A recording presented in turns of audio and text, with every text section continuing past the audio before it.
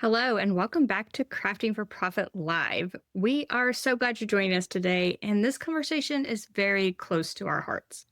We're going to talk about how to build a crafty community that supports you as a creative entrepreneur.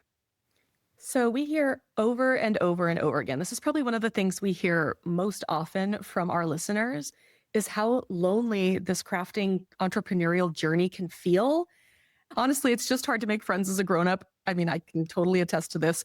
Maybe you're working solo from home, or maybe you are living far away from people. Maybe you live in a really rural area, or maybe you're managing health limitations. There's all these reasons that make it really difficult to build this community.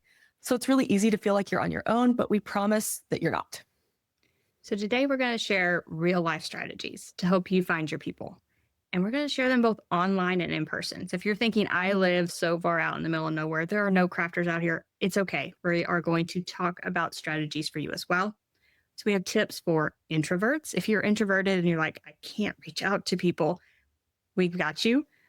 If you have limited time, limited energy, yes, we have tips for you as well. There's a place for you in the crafty world, and we're going to help you find it. So, as always, this episode is pre recorded, but if you are watching during our live YouTube premiere, you can chat with us over in the comments. We'll be there answering any questions you have about building a community. If you have questions that are related to something else that's crafty and businessy, you can go ahead and leave those in the form that we have. That form is in the YouTube description, and it is also in the podcast notes. So, first, we're going to talk about why community matters in all of this. And the first thing that we want to talk about is just the mental and emotional toll of working for yourself and working from home, or feeling like you're the only crafter you know. Like you don't have anyone else to talk about crafting or your small business journey. It can just feel very isolating. And eventually it just takes a toll on your mental health. You don't have anyone to discuss this amazing new sublimation printer you got with. You don't have anyone to discuss the fact that the Facebook algorithm is killing your business. You need people to have these discussions with and not feel so isolated in your day to day life. Yeah, you need people too. Maybe you have the most supportive spouse ever, but he has no idea what sublimation is. Or maybe he is like, I don't know what to tell you about Facebook. Yes, you can commiserate, but he can't commiserate on that same level as somebody going through sort of the same things you are. So having crafty friends who get it, who understand what it's like to run a small crafty business, it can be really vital and life-giving. Because not having that can also be kind of soul crushing. We don't want our souls to be crushed. So hopefully you will get some good ideas in this episode. And I feel like we're an example by ourselves. We definitely bounce ideas off of each other, or the excitement of this new crafty tool that we've gotten. We can share that with each other and get that immediate feedback. And we are probably as far away as you can get in the United States. It's true. I'm way up in Washington. Angie's in Tennessee. It's not like we have our community where we see each other all the time. We get together 2, maybe 3 times a year. We have not seen each other this year so far in person. We have built a pretty amazing community online. So it is possible. And I think, Angie, you shared this story on another episode, which I just really loved, was that you were showing all these things you were making with the new U1 UV DTF printer. And you were sharing them with your husband, and he was like, yeah, cool. And then you shared them with us, and we screamed. We were so excited about it. And I was like, that really shows the difference between having someone who supports you and then people who get it.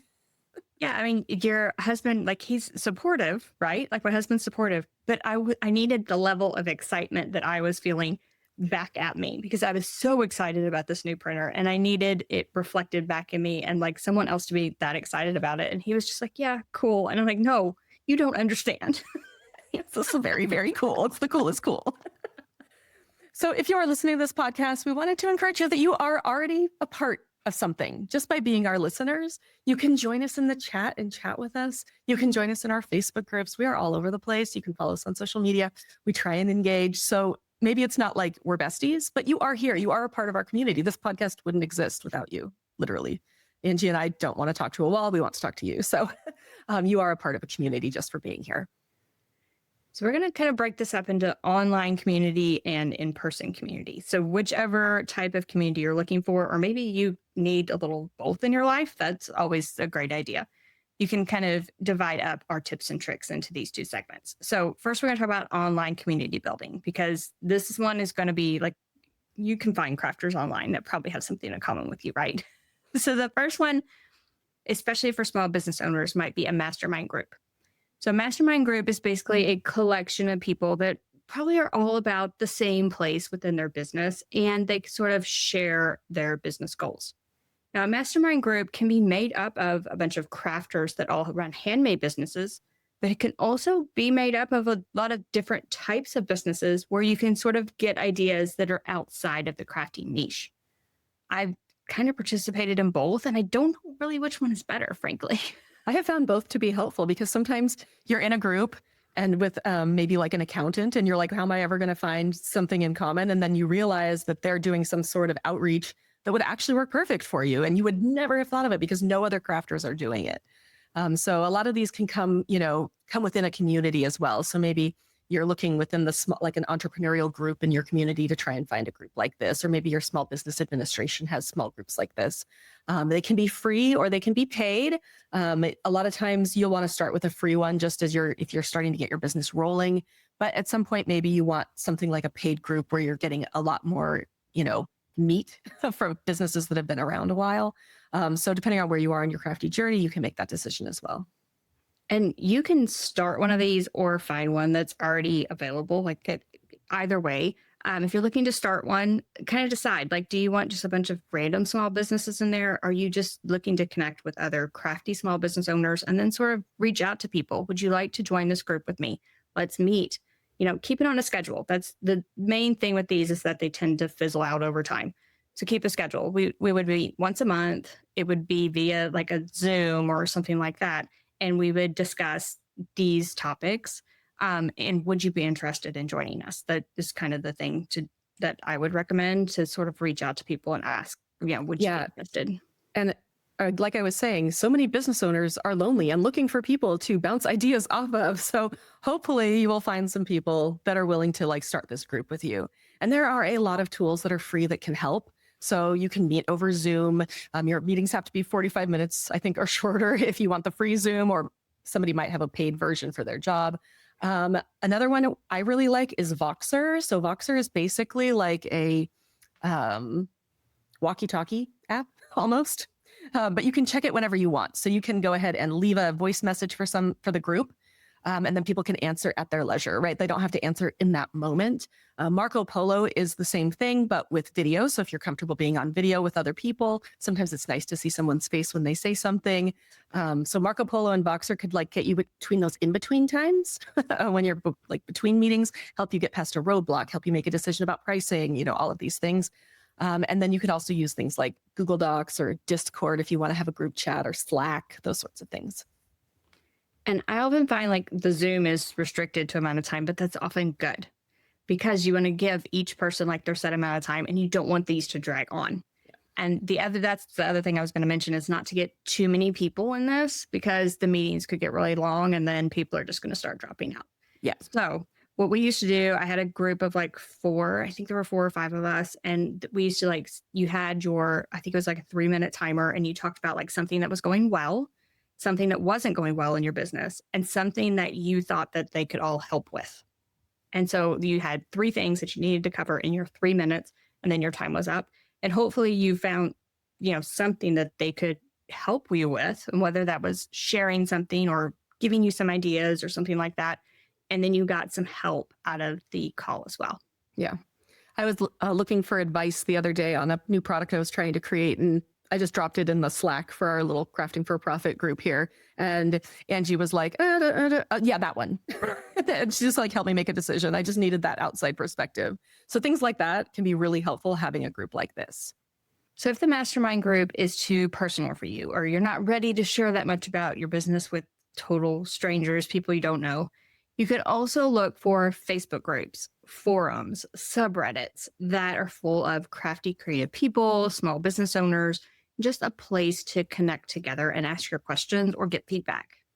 Yeah, I think this is a great idea, just because the more active you are, the more people are going to sort of connect with you, right? You can lurk, but you're not going to make a community lurking, right? So you do need to engage. You do need to understand that some of these groups can be overwhelming. And one thing you need to be really careful of is to not just like promote yourself, right? The goal here isn't necessarily to promote your business to these people. Your goal is to create a connection with other people. These are not your customers, right? These are other entrepreneurs. These are people who are going through the same things you are. So this is not the time to be like, this is why my business is so great. It's more like sharing some of those difficult moments maybe, or does anybody else feel this way? Or can I connect with somebody on this particular, because we do this particular type of craft. I think I want to make sure that you guys are looking at this not as a way to make money, even though this is the Crafting for Profit podcast. This episode really is more how to support yourself on your journey of making money by having a community. And you can search Facebook, Reddit for whatever terms you're looking for, right? So you can get very specific. Like, I sell tumblers and I want a group of people that sell tumblers. Or you can get very broad. I sell tumblers, but I just want a group of crafters to connect with. So either way, you can search on either of those platforms. I do feel like it's maybe hit or miss for you. So you're going to need to find the group that is active and that you connect with. Not every group is going to be like a smash right out of the gate. So kind of shop around a little bit, join some, have a few conversations. Maybe that group is not the right one for you, but eventually you are going to find your people by doing this. Yeah. And you can also think about it as, maybe there's like, we have a group on Facebook for entrepreneurs who live in my neighborhood. So again, these are people who are not necessarily crafters, but they are on a similar entrepreneurial journey. Things like that, where you're connecting with other business owners versus your customers. I think that's just a really important distinction to make here. And then next up, we can talk about connecting on social media, love, hate, all of the above to social media.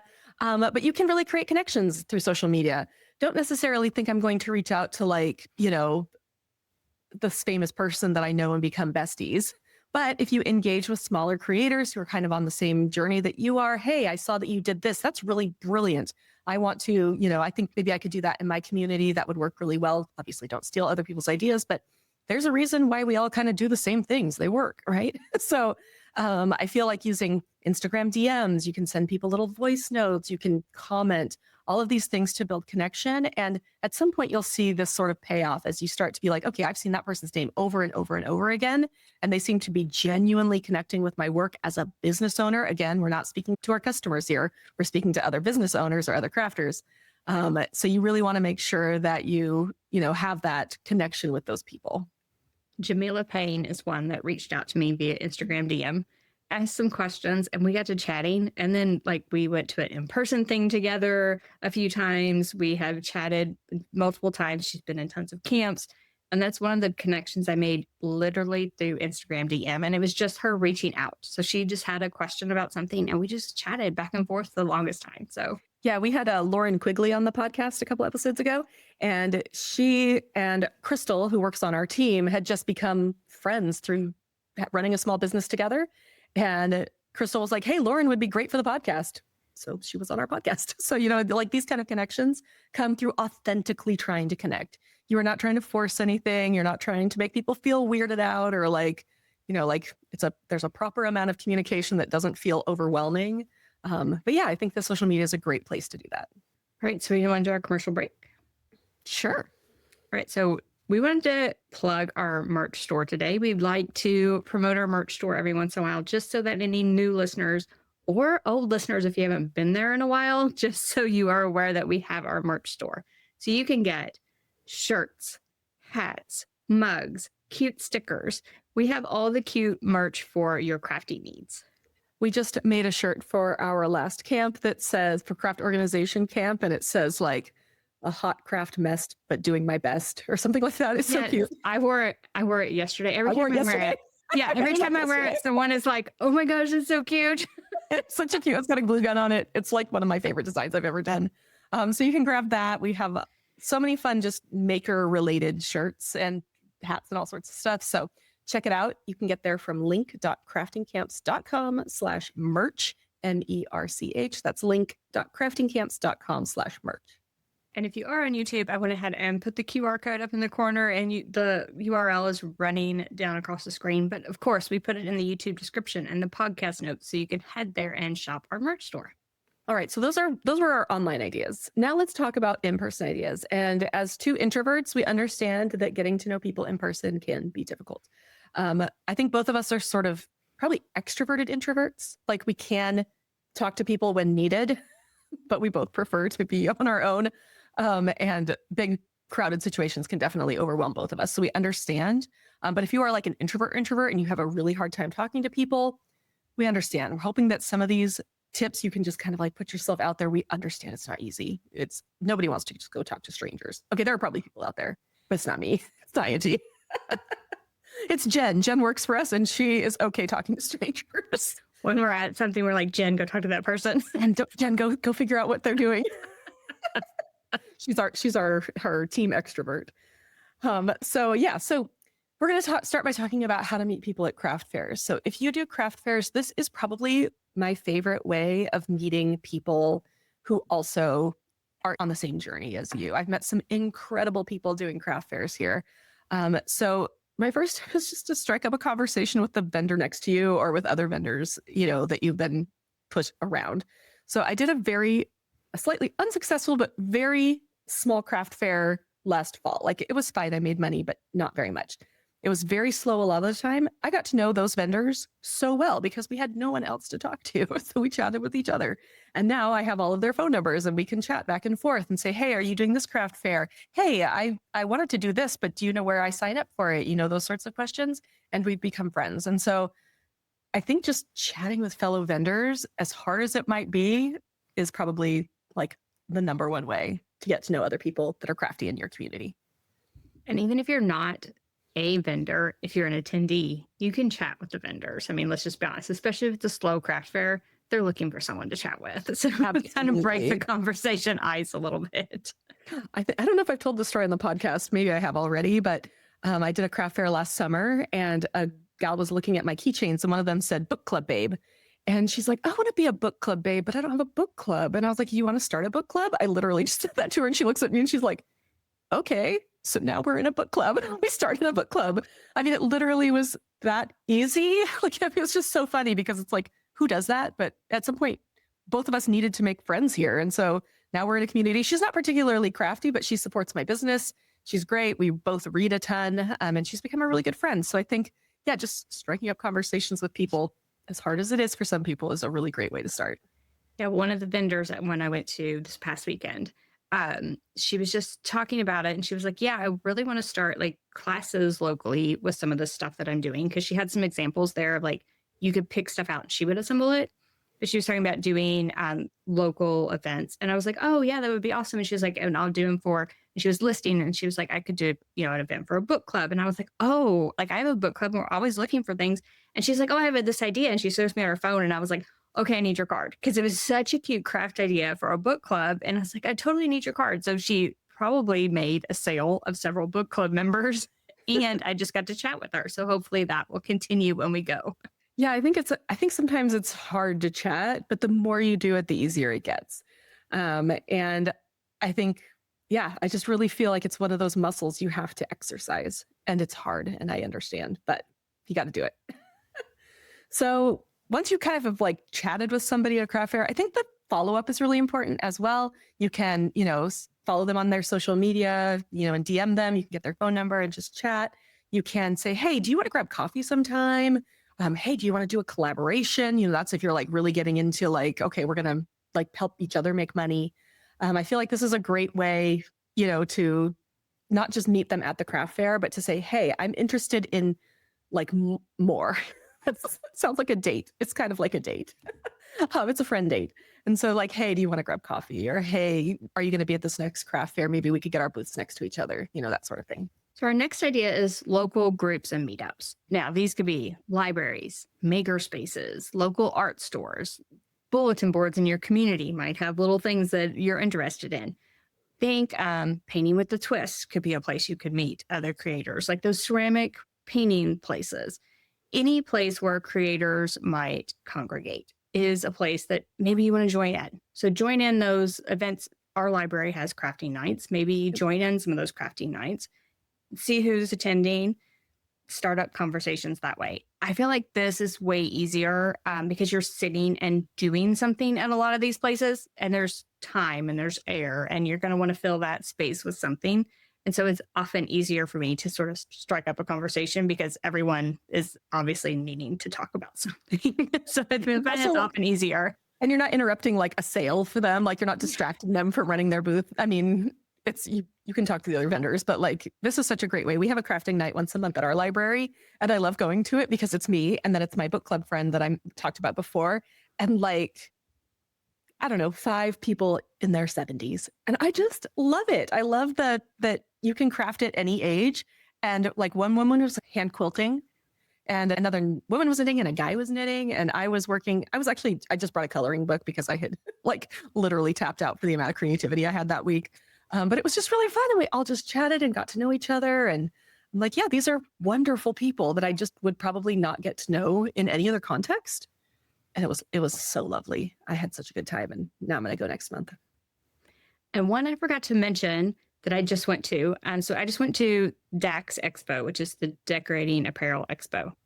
Um, any of these like trade shows are often free to attend. So if there's one close to you and it's a craft you do, so this was decorated apparel, I do that.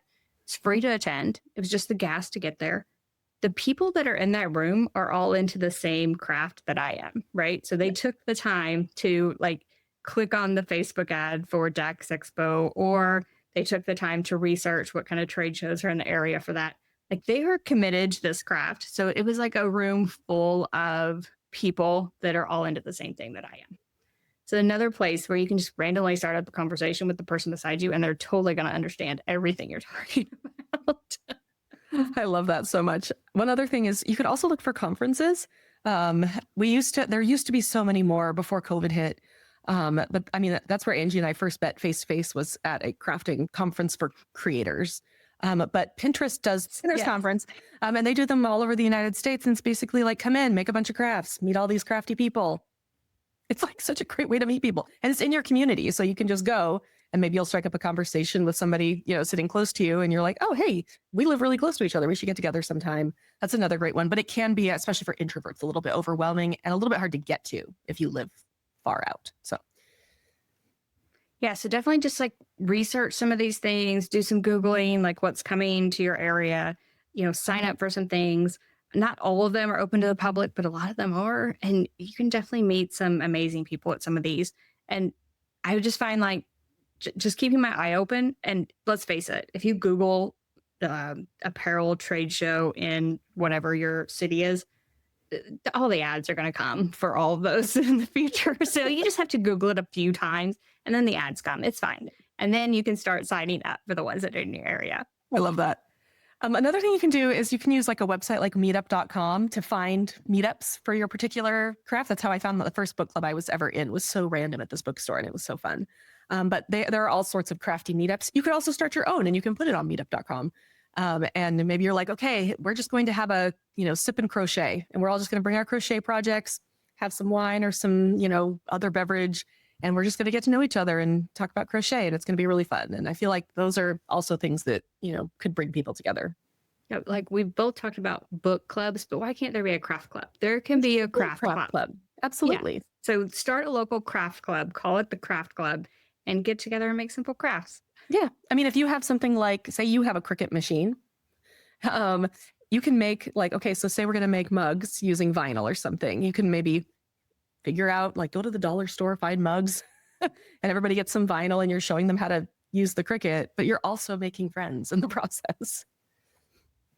And I think that brings us to our next one, which was volunteering and teaching. That very much brings us to the next one. I should have been looking farther on my own outline that I wrote. So volunteering, offering to teach a class, senior center, school, craft store. If you have that knowledge, like Corey was saying, like how to use a Cricut machine, there are people out there that want to learn how to use a Cricut machine. And whoever wants to learn how to use a Cricut machine, they can be your friend, right? Like totally, like you can make friends this way. Yeah, even if you are the teacher and they are the student, you're still interested in the same thing, because we're not looking at like business customer here. We're looking at, finding people who are crafty. This was crazy. Joanne flew me out to their flagship store to teach one class. So they flew me out from California when I lived there to Columbus, Ohio, I think it was, at their flagship store, which obviously no longer exists, to teach people how to make paper flowers. It was literally like a 2-hour class. I was in Columbus for a day. But there are still people that took that class who follow me on social media who I interact with regularly. And they're just people who, like, if I was in Columbus, Ohio again, I would probably get coffee with because we made this connection in this random class that I was flown out to teach. That's easy to do in your own community. You don't need a brand to fly you to teach you, make you teach a class. You could teach monthly, you could teach once a quarter, you could teach once a year. And that is still building the connections with those people. So as you're researching, think about these places and do they accept guest teachers and volunteer? Like I will teach a class for free because I just want the interaction. I feel like it's a great place to start. I need friends. And also, if you do have current friends who aren't crafty, make those friends crafty. Get them into crafting. So one of my best friends, she is not she will say this herself. This is not a dig at my friend. She will say she's not particularly creative. But a couple of years ago, her husband got her the little Cricut Joy, and she makes stuff all the time. And now we can talk about crafty stuff in addition to all the other stuff we connect on. So that is another way. Or maybe you have other friends that are entrepreneurs in their own right, but they aren't crafty. Connect with them as well, because you're like, I don't really have much to say to my friend who's just started her own architectural firm or whatever. But maybe you do. Maybe you actually have more in common as an entrepreneur than you think. So now we're going to talk about building this community, and we're going to talk about some of the limitations. So yeah, this is for, first of all, you introverts. Like Corey said, we're in there with you. So some tips for introverts. First of all, starting with one connection at a time, because all this episode sounded overwhelming right now. You're like, wait a minute, that's a lot of tips. So start with one of the tips that we mentioned and think about making one connection at that event. So maybe one of the tips was like, looking for a crafting event locally. And you're like, well, our library does it. So I'm going to go to that one event. And when you're at that one event, think about, can I make one connection? And that simplifies it a little bit and you don't feel as overwhelmed. Yeah, you don't feel like you have to get to know the 8 people at the event. You're like, you can chat with them, but you don't necessarily need to become besties with all of them, right? You're just trying to kind of find the person in the room that you vibe with, maybe get their phone number, say, hey, do you have social media? Let me follow you on Instagram. That's it. Like, go from there. It's just like one connection, I think is a great place to start.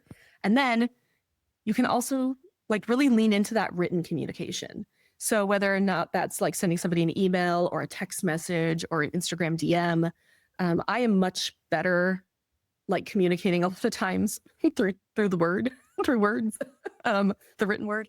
I think just especially when I'm getting to know somebody, because what you guys don't see on here is all of our outtakes, right? You don't get to see the number of times that Angie and I flub over our words and can't remember our sentences. And we are not normally this coherent, but you get the edited version. And I feel like in real life, we mess up what we're talking about all the time. So lean into that written communication if you feel like it's really hard to have conversations with people until you get to know them better. And that's a great place to start, written communication for introverts. So the online community section of this whole podcast might be a great place to start for you. Finding that Facebook group, typing a few questions, answering a few questions, making some connections on it. And then maybe you move to like, okay, I'm going to find a Facebook group that's local crafters. So I'm going to move to that. I'm feeling better about making connections. I'm going to move to that local Facebook group, but still it's all online. It's still written. And then eventually they're probably going to, if it's an active crafting local group on Facebook, they're going to have a meetup. And then you can kind of decide like, okay, I'm going to branch out. I'm going to go to one of these. And you can use that start with one connection tip at that time. You're going to go to that one meetup and you're going to try to make one good connection at that meetup. Yeah. And you probably have chatted with these people now for a while. So you're like, hey, it's so nice to meet you in person. Once you have that connection, it's a little bit easier to talk to somebody than walking up to like a room full of strangers, which can be terrifying. And one thing that I do want to say here too is like, don't pressure yourself to always be on, especially if you're an introvert. The whole definition of an introvert means that you need to be by yourself or maybe with your very, small group of people to recharge. So if you're on all the time and you're like, I always have to answer my Instagram messages right away or else they're not going to want to be friends with me. No, get back to people when you are ready to get back to people. And that is totally fine. We live in this instant society and it sucks. And I just want to be able to be like, I read your text message. I will get back to you in the morning, that sort of thing. So don't put that pressure on. Like, just as you are able, respond to messages. All right. So our next set of tips is for all those people that sort of live out in the middle of nowhere. And I'm going to start this section because I live in Tennessee on a 100-acre farm away from pretty much everything. So I'm going to kind of start this one. First of all, lean really hard on those digital spaces. It's a great place to make your initial community. And you don't have to worry about, you're thinking to yourself right now, if you literally live in the middle of nowhere, you're like, there aren't any crafters here, Angie. I don't know what you're talking about craft club. No one is here. Lean on those digital spaces at first. I feel like that's going to be where you're going to connect and find your community. Now, will you have to drive for some of these in-person things? More than likely. So I live an hour on a good day from Nashville. And let's face it, there are not many good days with traffic these days if you live around this area. So I do go to in-person things in Nashville. So I have to make the effort and drive to those things. That means I don't go as often, but I do try to put myself out there and go to some in-person things, even though they're further away. Another fun thing I have participated in is like sort of a pen pal type craft exchange.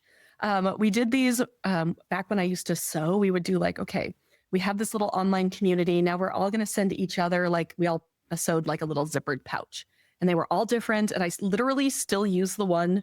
I can't even tell you who sent it to me, but I still use it for my makeup. Like when I travel, it is so cute. It's a really nice size bag.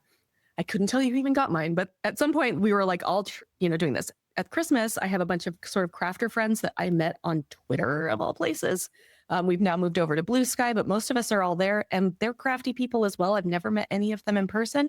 And we do a handmade ornament exchange during the holidays. And it's really fun because you get something in the mail, you connect with somebody, I don't know. It's just really a great way to sort of be far away, but be able to participate in that crafty sort of life.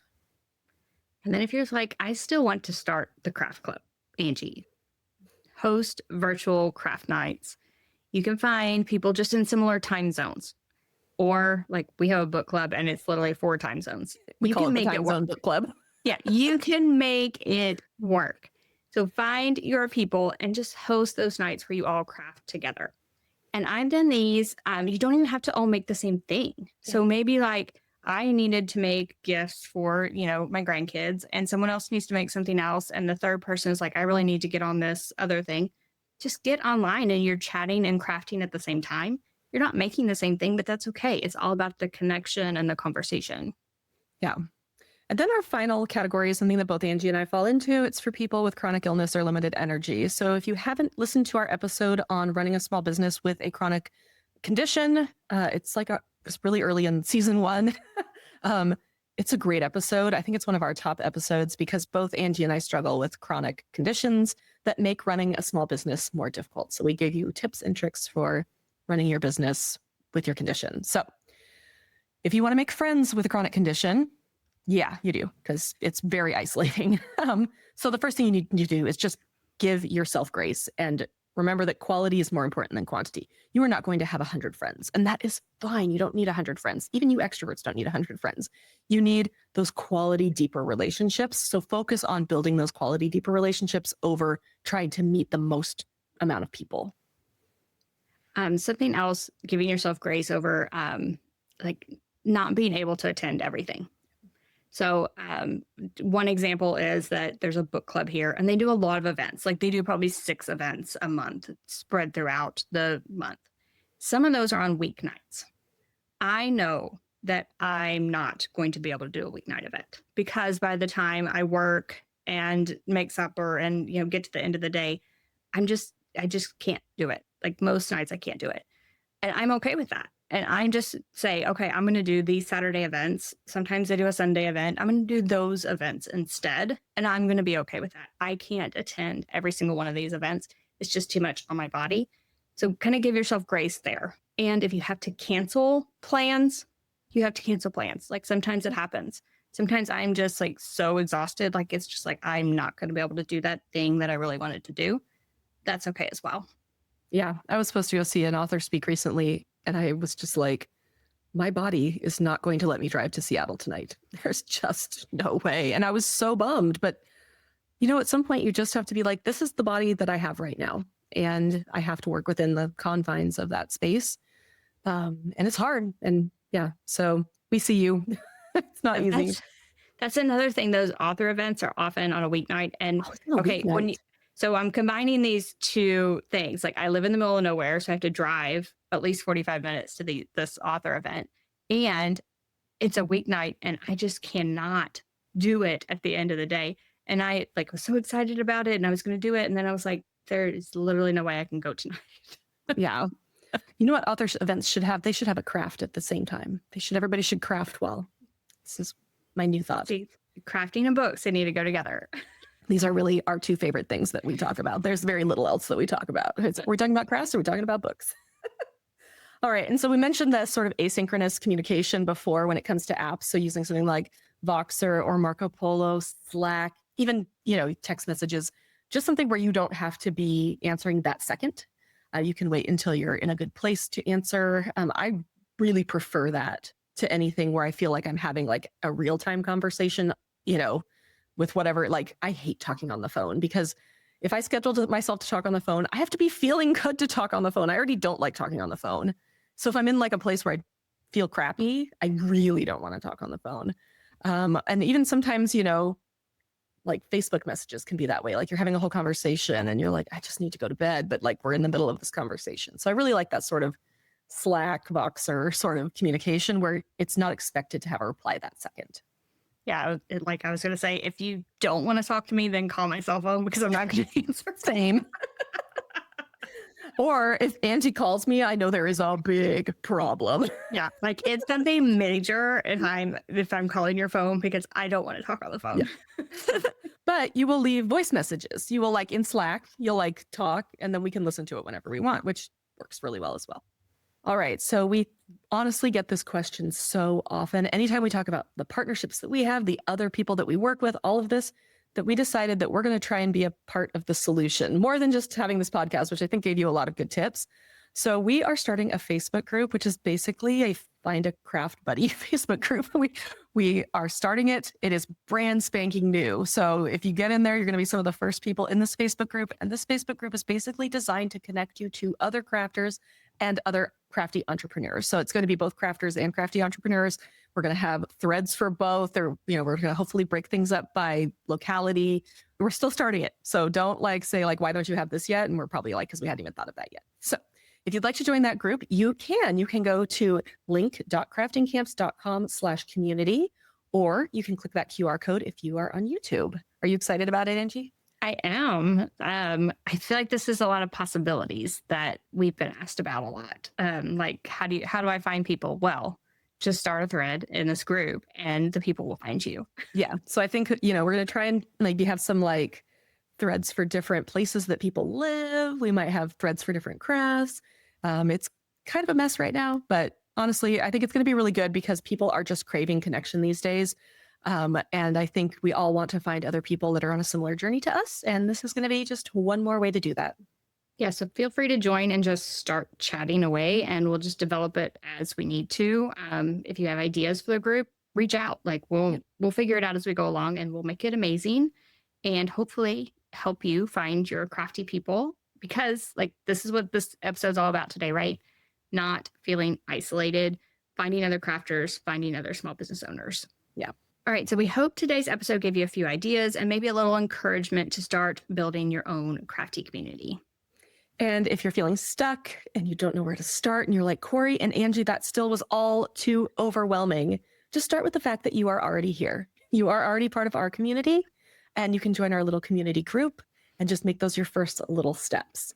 You are not alone. I promise. I know it can really be isolating, all of these different factors, many reasons. But we don't want you to feel alone. We are here. Our community is here. The Crafting for Profit community is here. All of our camp community is here. There are people here for you.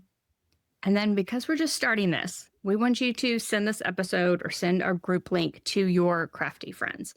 The more people we get in there, the more connections that everyone is going to make. So we could use a little support with this as well. send this episode their way, send them the community link, and let's just get this party started.